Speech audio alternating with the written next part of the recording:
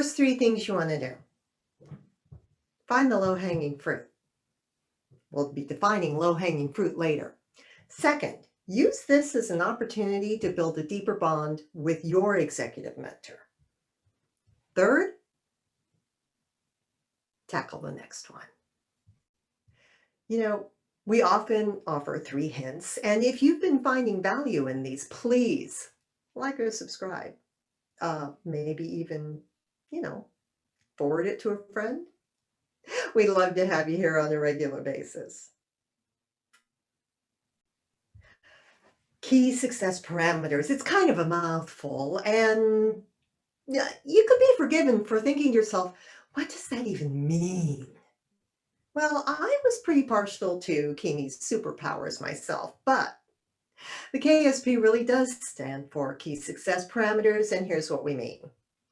It turns out through a fair amount of research and hundreds of project teams and projects, we found that there were essentially some pretty significant pointers to when a team would be successful and when they wouldn't be. Pointers didn't sound nearly as cool as parameters. So we called them the key success parameters. And essentially, what these things are the 7 pillars of what can help a team build a culture that is productive, inclusive, and, well, not to put too fine a point on it, a little bit more profitable. And that's not a bad thing. So the first thing that I want you to think about as we go through the rest of these videos discussing these 7 parameters, and if I'm not mistaken, it should be on the screen now, are look for the one that your team already does pretty decently. Because the definition of low-hanging fruit is that, in this environment, is that it is something that will be easily adoptable.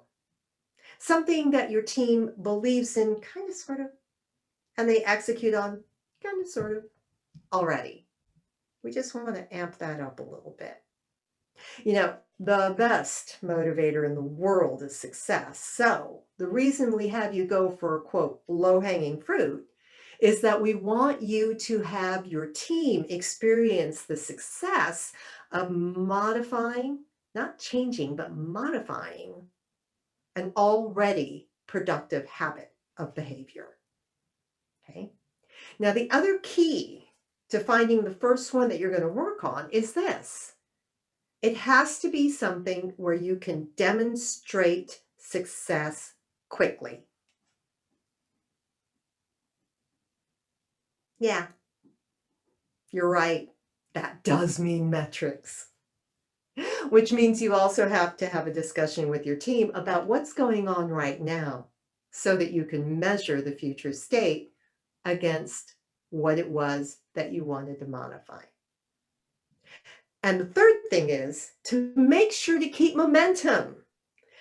As your team is slowly cementing this new modified behavior based on what could be a radical change in their belief system, slowly introduce the next one. What you'll find is that these key success parameters are not things that you didn't already know about. We're asking you to put them in a slightly different context, though, and as we'll talk about in clear definition, context is everything. So remember, look for those areas where your team can do with just a slight tweak, and it'll amp up their performance levels measurably. Use this as a discussion point with your executive mentor, with your senior leadership mentor. Bounce ideas off, get their guidance. Heck, ask them.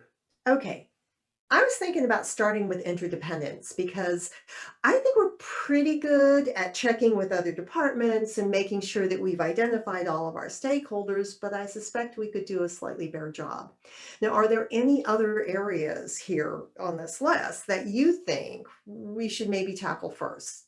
rigorous quality, risk management. And you'll notice, by the way, folks, all of this language around key success parameters sounds awfully familiar, probably, to your average project leader. And last but not least, keep the momentum going. As soon as your team has hit the point where they have begun to reliably execute on their new modified behavior and are demonstrating a commitment to the new belief system, slide in the start of the next one.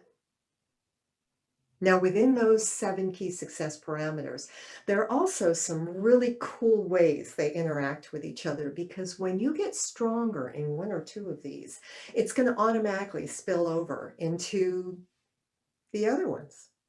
And that'll be the focus of the next series of video lessons on the interactions, dare I say, the interdependencies between the key success parameters themselves.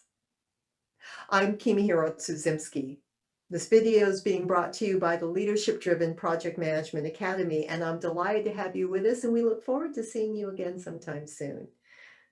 Take care. Be safe.